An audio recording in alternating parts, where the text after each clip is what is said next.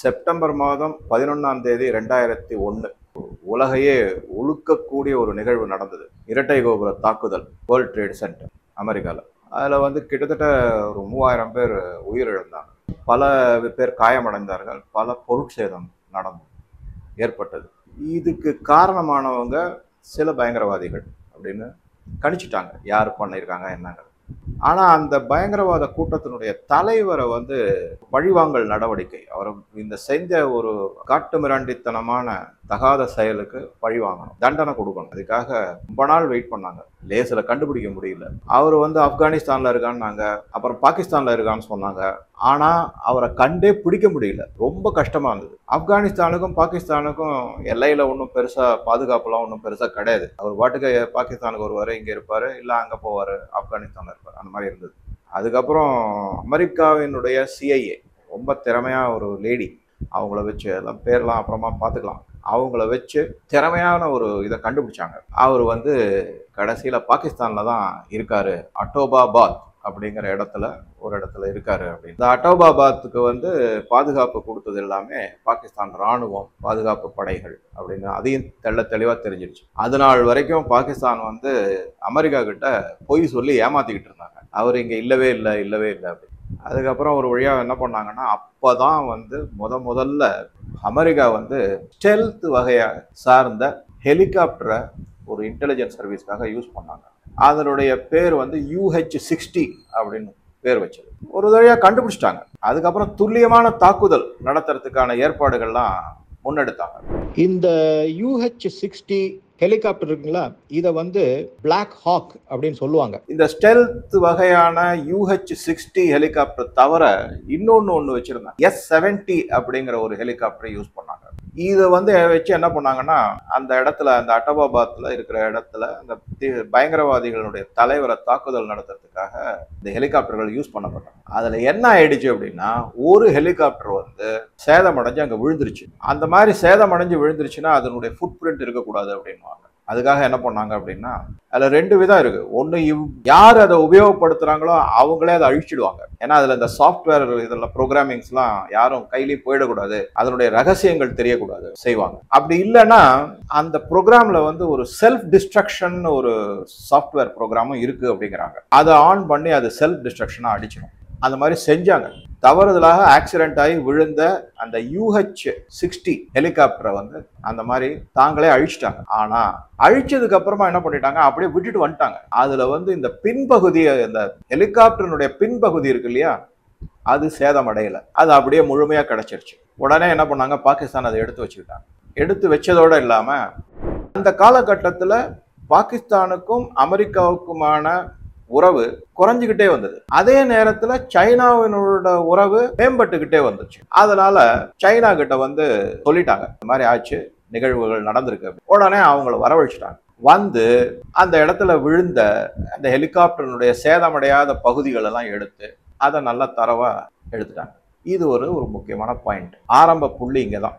எதுக்கு சார் ஆரம்ப புள்ளி அப்படின்னா, இப்ப பரவலா எல்லாராலையும் பேசப்படுவது என்ன அப்படின்னா, சைனாவினுடைய பல விதமான ஸ்டெல்த் விமானங்கள், ஃபைட்டர் ஜெட்ஸ், J-10, அப்புறம் 10C, J-11, அதுக்கப்புறம் J-20, அதுதான் first 5th generation stealth fighter jet China கண்டுபிடிச்சது. செங்டு J-20 அப்படின்னு சொல்லுவாங்க. அது செங்குடுங்கிற ஒரு ஃபேக்டரி இருக்கிற இடத்துல அது ஃபேக்டரியில தான் மேனுஃபேக்சர் பண்ணாங்க. அதுக்கப்புறம் இப்ப இருக்கக்கூடிய J-35, அதுக்கப்புறம் அதை விட மேம்படுத்தப்பட்ட J-35A.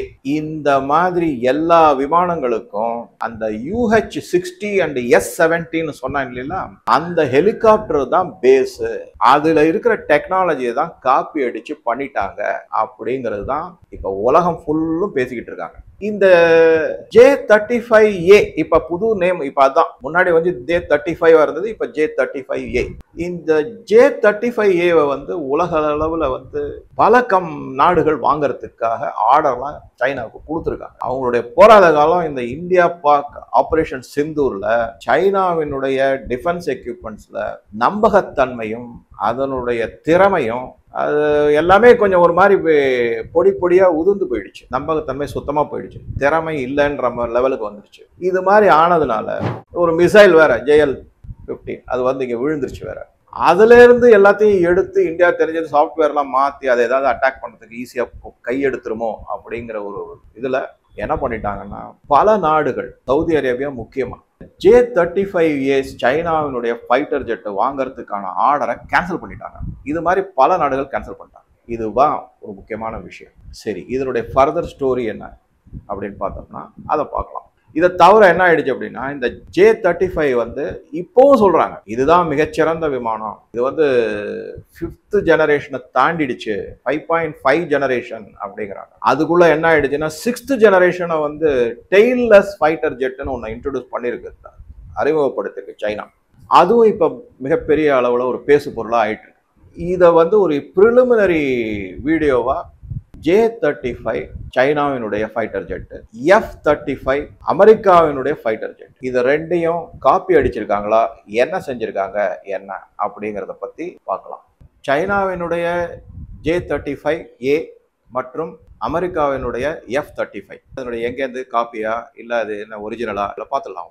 ஜுஹாய் குவாங்டாங் ப்ராவின்ஸ் அந்த இடத்துல ஒரு ஏர் ஷோ நடந்தது நவம்பர் 2024.